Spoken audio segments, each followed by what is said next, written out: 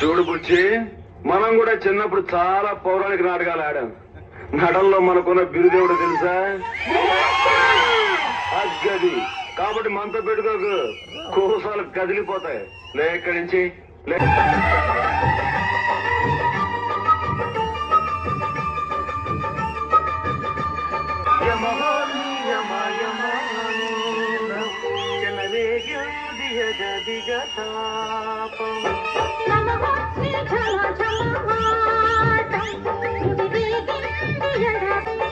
మోజుల్లో నేను ఎముడంత వాణి, మోజుల్లో నీకు మొగుడంటి వాడి చిట్టెంగి చెయ్యి పట్టినాడే చూసే వల్ల